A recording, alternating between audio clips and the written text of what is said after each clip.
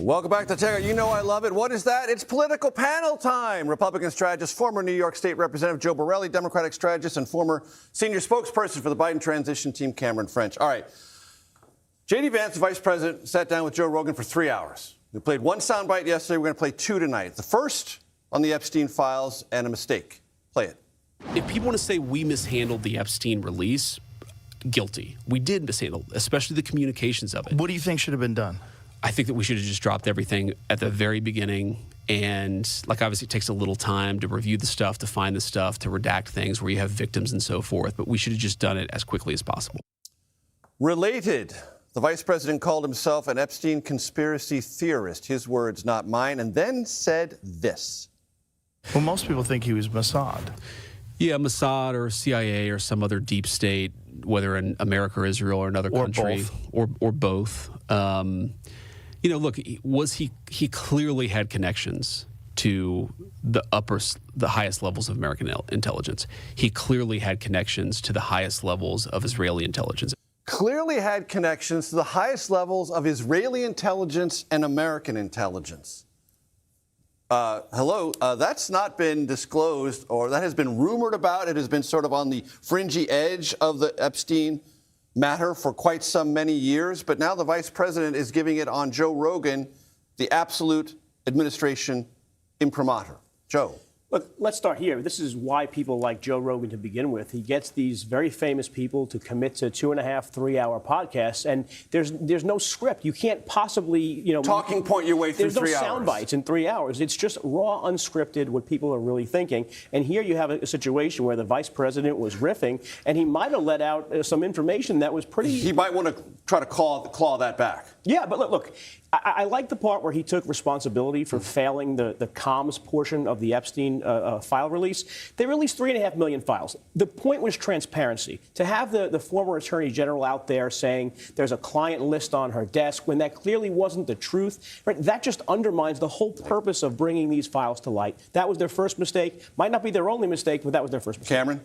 I mean, look, this was comms 101. It's very basic. As a communicator, if you make a mistake, you own it, and you move past it, and people still have trust in the process. The problem is it's too little too late, and people have lost trust. And there's still files that haven't released and unredacted. Absolutely, and it's too hard to come back from that. If you build credibility from the beginning, it's much easier. They've already lost that credibility. Very difficult to gain it back. So there is a whole prediction market conversation going on in America that was given new vitality, I believe, today via the Trump White House. A teleprompter operator for the president, we talked about this earlier, allegedly made $100,000 on Kalshi, knowing what the president was going to say because he's running the teleprompter, and now he's in some settlement talk. I mean, this is amazing. Joe. This is why the industry needs regulation. Look, this was a teleprompter guy, right? Yeah. The last time this happened, it was like a special forces, soldier who was saying that Maduro was going to be removed. That's a bigger security risk than the teleprompter guy. But fundamentally, this is why these prediction markets really are, sort of the wild west of betting, where people can have this inside intelligence. There's no way to regulate it. There's no self-policing by the sports. And there's no way for leagues. Someone who's also in that prediction market, who thinks it's on the up and up, to know that this guy is scrolled through the prompter. It's thievery because it is based on how much people are betting on each side. So it is theft. Cameron? Absolutely. I mean, look, this needs to be stopped. Clear agreement here. We've got to get a handle on this. This is ethically wrong from top to bottom. It needs to get fixed as quickly as possible. And the fact that it's allowed to go on this long without any intervention from Congress or the administration is a problem, and we need to really get a handle on. We highlighted this on the program because it was breaking in the moment when we talked about it. House vote yesterday to deny Israel aid from the United States. About 100 House Democrats voted on it, split the House Democratic leadership. Didn't pass. After that, John Fetterman, Democrat from Pennsylvania, said, if our party ever becomes, and just makes it official, the anti-Israel party, that's when I would leave, because that's been a moral clarity for me. This is what I asked John Fetterman last week on my program in the context of Graham Plattner and whether he would ever switch parties, leave the Democratic Party. Play it.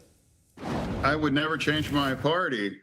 And, if a Democrat's angry that I'm going to call trash, trash, and if it happens to be a Democrat, yeah, that's trash. And that's entirely what Graham Plattner is, trash. I would leave. I would never leave. Cameron? I'm not a spokesperson for Senator Fetterman, but Comms number one. Comms number one. But on behalf of the senator from my home state, I mean, listen, I think he's going through the same thing that many of us are dealing with as well, which is the evolution of our nation's relationship with Israel as an ally. I have no doubt that John Fetterman will remain a Democrat for many, many years to come. There is space for him in the party, and there has been for years, and people like him. We are not driven by one cult. We are not a personality of one cult, which is what you see on the Republican side. And so there's space for him to be there. There's space for him to have his ideas, and there's space for others to be a part of that party as well. And so the other part of his remarks in his conversation made very clear he would be a terrible Republican because he's going to vote with Democrats all the time. Joe, the House vote yesterday, again, didn't pass, but it did show a division, not only in the rank and file, but in House Democratic leadership.